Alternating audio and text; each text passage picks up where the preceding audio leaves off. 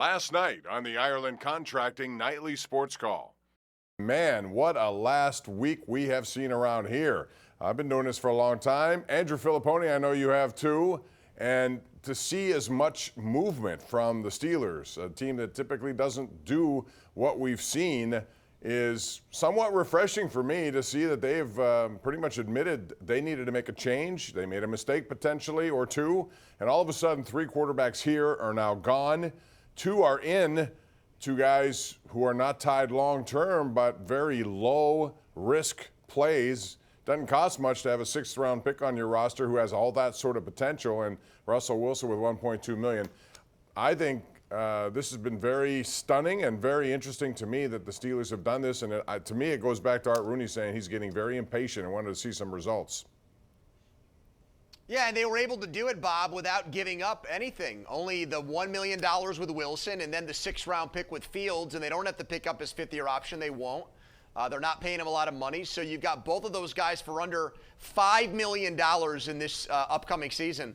And one guy that's a borderline Hall of Famer in Wilson, still in his mid-30s, and the other guy, Fields, who is by far one of the best running quarterbacks in NFL history. He's on a short list with guys like Mike Vick and Lamar Jackson and Cam Newton. The numbers back it up. So you got to figure out the passing game with him, but he was a square peg in a round hole offense in Chicago.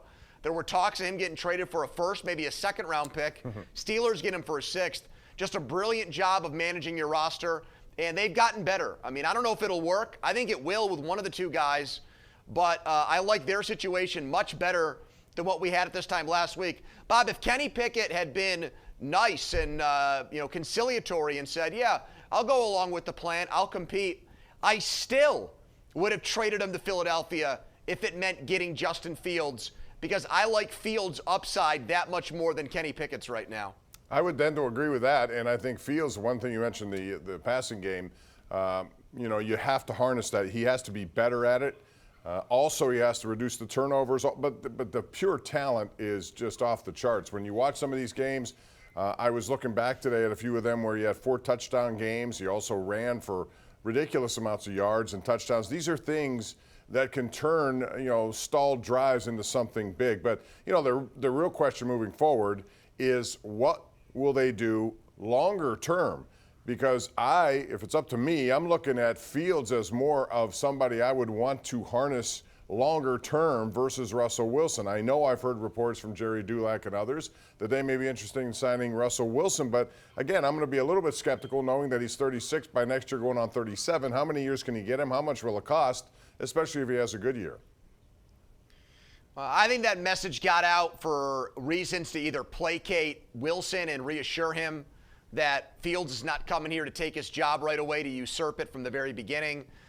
There's no reason for the Steelers to want to sign Russell Wilson to an extension blindly before watching the guy play a single down here. So I'm not buying that part of it. I think Russell Wilson needs to be very good to great in order to be their quarterback next year. Now, it takes 2 to tango, but I think if he is, they'll find a way to hammer out a deal with multiple years on it. If he's not, then unless Justin Fields is just such a joke and so in over his head, then he's their starting quarterback in 2025, and they'll come to an agreement on a contract that doesn't pay him as much as the $25 million that he would be set to make with the 5th-year option. Either way, you've got a legitimate succession plan now in the wake of Ben Roethlisberger's retirement, where there's a quarterback who at one point was good enough to be talked about all the time, Bob. Oh, why hasn't Russell Wilson ever gotten an MVP vote? It makes no sense. He's been so good. Well, that's your Band-Aid short-term bridge quarterback. And the guy behind him is one of only 3 quarterbacks in NFL history to have 1,000 rushing yards in a season with Lamar Jackson and former Steeler Michael Vick. Although he was not a Steeler for long, Bob, and let's hope Justin Fields' Steelers career goes a little bit better than that. We have a lot of people want to talk about this because it happened over the weekend, and it happened very quickly at 412-575-2600. We'll also delve into the NCAA tournament. Duquesne, news today from Keith Dambrot. We have a lot to cram in here, and we will. GMC Sierra tweet of the night, and this is it. It's about these 2 guys the Steelers have acquired. You've often heard Mike Tomlin talk about, Kenny and I have one priority, that is to win. Well, again, these are bad teams they were with, specifically Chicago, but Justin Fields, the worst winning percentage since 2021, followed by Zach Wilson and then Russell Wilson. So by no means does it mean that this is automatically going to turn them into a Super Bowl team, but what it does do is give them this talent level that I don't think they've had here for quite some time since Ben Roethlisberger left, and I think that's the whole idea of it. You know, they got to the playoffs last year. Mason Rudolph did a good job in getting them there, but I think they also saw the ceiling for him. He has a pretty good job down there in Tennessee, and I think he can actually win that job over Will Levis. We'll see. But Andrew, you know, the winning percentage isn't good. They've got to turn that around, and they've got to make sure that they do it, especially given the fact that, again, looking in the future here, it's important that they find someone here, and hopefully, for me, it's going to be Fields. Yeah, I would be asking myself as an organization, what do we have to do to ensure Justin Fields' success in Pittsburgh? And if that means he sits behind Russell Wilson for some time, then do that. If they think that he needs the reps in training camp in the preseason with the first team to get acclimated to a new offense, we'll do that. I mean, I think that you're right, Bob. Like, best case scenario, we're talking about Justin Fields as the Steelers quarterback 2 or 3 years from now and not Russell Wilson because he's 10 years younger. So his development has to be the thing that matters to them the most as they prepare their quarterbacks in mini camp and training camp. All right, as you can imagine, Pony, we have a lot of people want to talk, so let's get right to it at 412-575-2600, beginning with Randy in Ohioville. Randy, welcome to the Sports Call, Sandy, I'm sorry. Sandy. Go ahead, Sandy. Thanks for taking my call. Sure. I just wanted to, first of all, I wanted to give a huge shout out to the Marion Center girls basketball team that have advanced to the KDKA-AA championship game later this week. Well, you just did. And congrats. Go ahead. And also I wanted to, I was just wondering if there'll be a decent quarterback in the draft later on when the Steelers would be more than likely. Well, define decent, I don't think anyone really knows. You know, the top echelon guys are going to be gone. They will pick a quarterback at some point. There's some intriguing names. Bo Nix is one of them for me. I know Michael Penix Jr. has a lot of upside. We've seen it, but we also saw a game in which he didn't look so good. So, Andrew, I think they are going to take somebody. It's just a matter of what round and who. Yeah, they should cover their bases here. You know, they should come up with a strategy whereas as long as you don't have a guy that's proven to be a franchise quarterback, you do whatever it takes within reason to find the next one. And currently, you've got two guys that one you're trying to rehab. Well, two guys you're trying to rehabilitate. One's done it for a long time. The other has shown potential. And so why not take someone late, take a flyer on a guy as a project, as a developmental player? I'd make it somebody else who has the kind of skills that fit in a Arthur Smith offense, Bob, where mobility is a big part of it. So remember, that's what Tomlin has wanted for a long time, mobility at the quarterback position, and now he gets one of the most mobile quarterbacks ever in Justin Fields. All right, let's go to Mike in Carrick. Mike joins us right here on the Ireland Contracting Nightly Sports Call. Go ahead, Mike. How you guys doing? Hi, Bob. Hi. Mike. Hi, Paul. It's good to talk to you guys. I just wanted to say, like, I just don't understand why Mason Rudolph didn't get his shot here. I really don't. Like, I'm a huge fan. I'm a huge fan of Russell Wilson. Huge fan of Justin Fields. I think there's a great moves, great upgrades. Kenny Pickett today kind of turned my whole back on him.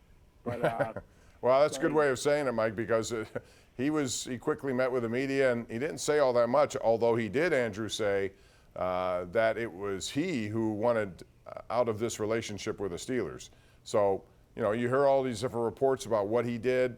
Some say it was petulant, some say it was just a new start. Whatever the case, he made it clear things changed pretty radically. To your point, you said earlier, if he was, just a good teammate and said, I'll stay here and do it, I think if that would have happened, we may not have seen the Justin Fields trade. I know you said you still think you would have. I don't know if we would have because they had plenty of opportunities. I didn't mean it that way. I don't think we would have seen it, but if I knew that was on the table, I would have traded Kenny Pickett out of here, hypothetically speaking, because I don't care about going along with the company line here if there's an opportunity to acquire a quarterback at a cheap price that has a higher upside and a higher ceiling, I'm going to make that deal, even if the guy I drafted 2 years ago is on board with the plan. So, yeah, I mean, as it turned out, it ended up being a blessing in disguise, Bob, Kenny Pickett wanting to get out of town. And I do think he's going to get his shots because Jalen Hurts does get banged up from time to time. I mean, he'll never be the guy who's number one on that depth chart, but he may get a shot, and he may also learn that it's not so easy to play in Philadelphia. So we'll see what it is. And, you know, down the road, I wonder what Kenny Pickett will be. My gut will tell me right now a career backup.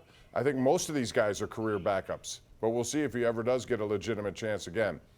Mike in Natrona. What's up, Mike? How are you? Good evening. How are you? We're good, thanks. Hey, Mike. The reason why I'm calling is about the story you did tonight on Bob Huggins. I thought was very good and an excellent story. And my question is, do you think he'd be interested in coaching Duquesne basketball possibly? That's a good.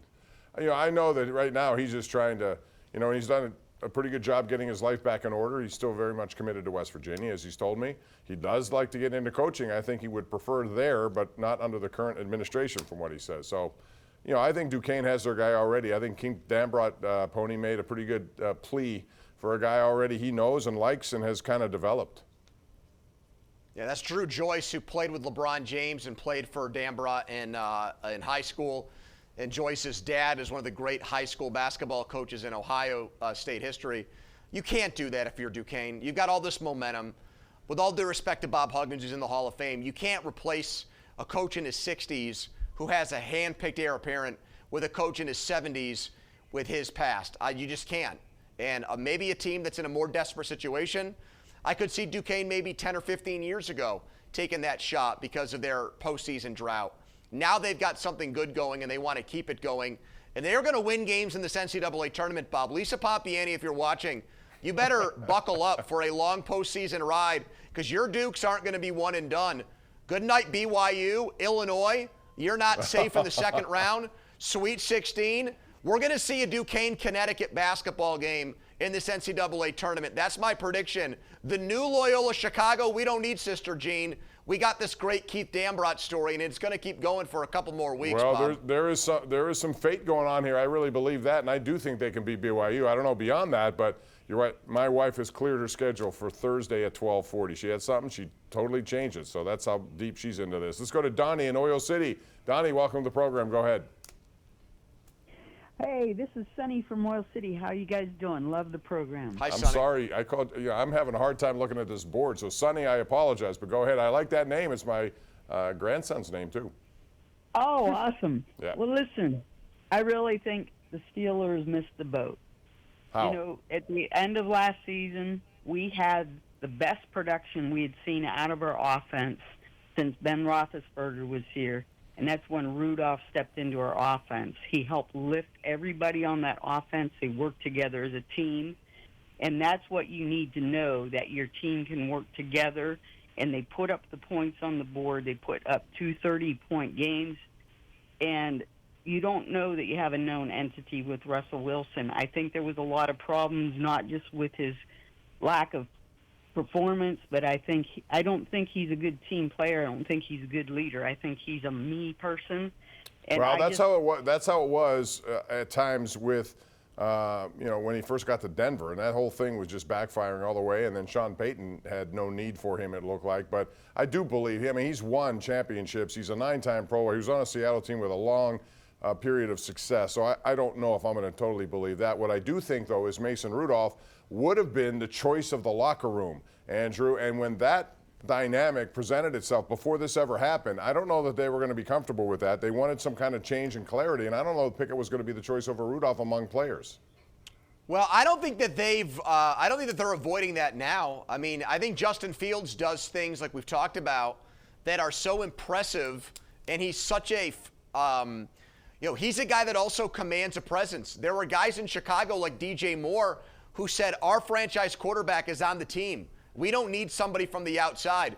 At the end of his career in Chicago, that last game, the fans were chanting his name. He was a very popular player there, both inside and outside the locker room, Bob. And I think that this has a chance to divide the locker room. I really do. I mean, it's still something that I would do. I'm not avoiding it because I want to take a shot with two guys, but I think they're going to have strong opinions. They're going to be players that want Fields from the beginning and guys that want to go with a veteran. I honestly believe that. They're not, just because Mike Tomlin says it's Russell Wilson's job doesn't mean that the other 50 players in that locker room, Bob, have to agree with that. Well, we're going to find out. It's going to be a very interesting offseason into OTAs, and then, of course, training camp will be one of the most watched and covered that we're going to see here in quite some time. All right, let's go to our caller of the night. It's the number one Cochrane Go One Better caller of the night. Would be Anthony in Verona. Anthony, make it quick, please.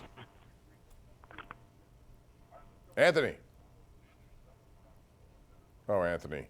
Let's go out. Let's try Rob in Aliquippa. Rob. Hey, Bob. Hey, Tony. How you guys doing tonight? What's up? Hey, I just wanted to say these quarterbacks that everybody wants a running quarterback, this is the AFC North.